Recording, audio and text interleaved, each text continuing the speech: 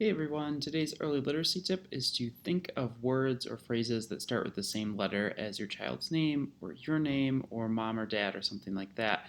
This will help them make connections and as well as increase their vocabulary and learn similar sounds. Thanks and enjoy the video.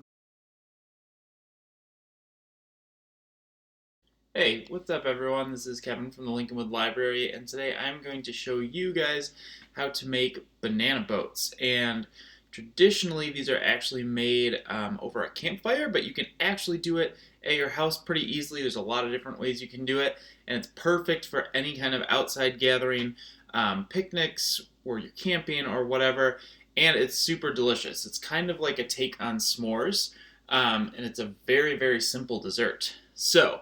As the name suggests, you're going to start off with a banana. And you'll notice I did not peel it. That is on purpose. So you want to start with a banana in its original peel, and then you just take a simple knife. You can probably even use a plastic knife. If you're doing this outdoors, really any kind of knife will do since bananas are pretty easy to cut. And you're just going to want to start on kind of the top here, and you're only going to want to cut about halfway down, so not all the way through. So again, especially once you get it started, it pretty much just slides right on through. And so that is the first main step, and probably honestly the hardest step.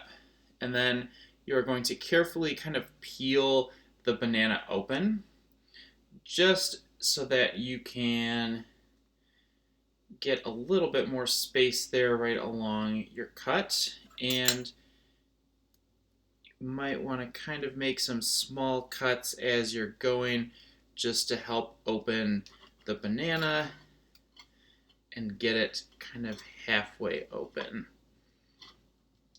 Alright, perfect.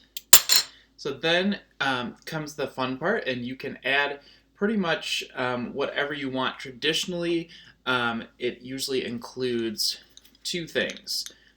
Marshmallows, which I have here, and chocolate chips. So again, this is kind of the variation on s'mores. Typically, like mini marshmallows and mini chocolate chips probably work best since you're not working with a huge opening here.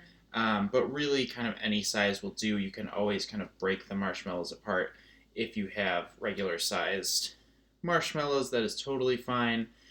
The other big thing that people sometimes add is kind of something crunchy or salty, so kind of cereal or nuts or pretty much anything you would see on kind of like an ice cream topping almost. And then oftentimes people add kind of like a chocolate syrup either afterwards when everything is done, or as we're prepping things and kind of just jamming everything in there. So pretty much that's the basis of what we're doing. Now, this is the part where you can kind of just choose what you want to do. So for our purposes here, since I'm doing this indoors, I'm just going to use a microwave and just do it somewhere between 30 and 60 seconds. It just kind of depends on your microwave. Traditionally, in the campfire version, you would wrap this in tin foil, and then you could use tongs and kind of roast it over a campfire or put it on the coals. Or you could even put it in an oven, and it's typically only about 5 minutes or so before it's ready to go. So I'm going to go ahead and do that now, and then I'm going to show you what it looks like when it's all done. Alright, so we just put it in a microwave or put it over a campfire or even use the stove or the oven for a few minutes. So everything is kind of nice and melted, which you kind of want, but you might be asking yourself, hey, wait a minute, I just heated up a banana and everything is melted and everything is super hot. I'm not just going to unpeel a banana and eat it. Good question. So how do you eat it once everything is ready? You can just use the banana peel as kind of your plate, and you can use any kind of spoon, and everything is a really good consistency to go ahead and eat right from there.